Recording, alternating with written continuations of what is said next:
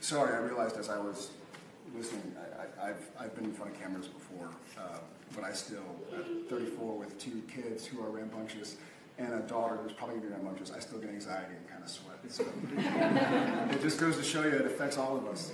It's not my first time in front of a camera. My lines are usually written for me. I had to write this, so if the script sucks, I'm sorry. First of all, it's an honor to be here. It really means a lot. Okay. I remember coming here on field trips in school. I feel uniquely blessed and grateful to be here in the Capitol for this occasion, especially. Thanks for involving us in your struggle and in your fight. Anyways, I understand one of the reasons I got here on the floor was because of my work in television and in movies, but today I stand not before you as a performer, not as an actor, not as somebody who wears makeup for a living, not as a Republican, not as a Democrat. I come to you as a native Texan, an original San Antonian, a current Austinite, a friend, a son, a father, and a husband, a human being who breathes oxygen just like the rest of us in this room. But most importantly, I stand before you today as somebody who has long fought against parts of his nature to feel accepted. As I sweat. As an adolescent, I dealt with bullying. I wasn't always 6'4" and on television. I'm certain we all dealt with bullying to some degree. For me, luckily, I was blessed with loving parents who are still together today, a great role model of an older brother who happens to be an orthopedic surgeon here in town. If anybody gets hurt, shameless plug, Jeffrey Copley. And a younger sister who I wanted to be a proper role model for, though in hindsight, she probably taught me more than I taught her.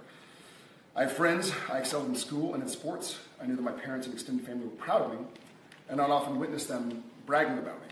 My blessings are and were innumerable. With all those weapons at my disposal, with all the support I had, I was still gutted when school bullies set their sights on me. Mental and psychological bullying, and especially in today's world, cyberbullying, is not like a physical injury.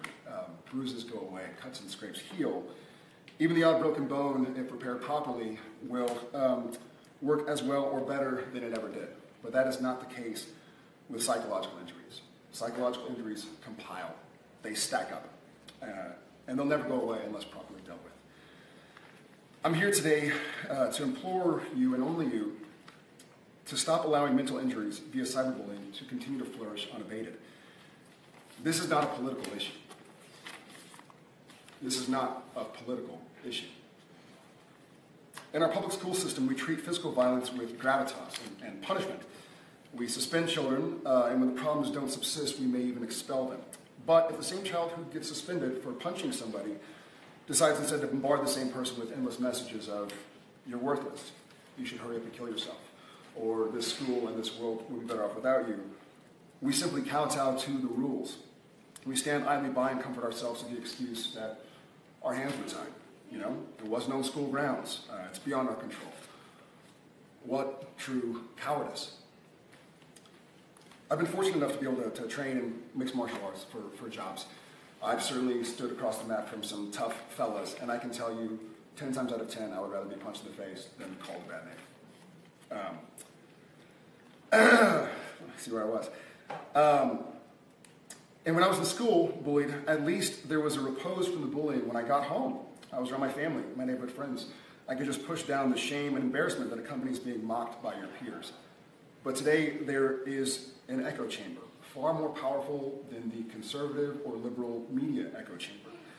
It affects our youth, our children. I don't need or want a show of hands, but I'd like to ask, has anybody here ever done anything as a teenager that they would take back in a second, if they could? Has anybody ever acted like a human being does when they're going through puberty and struggling to fit in? I have, and it haunts me. Here's another fact that occurred to me.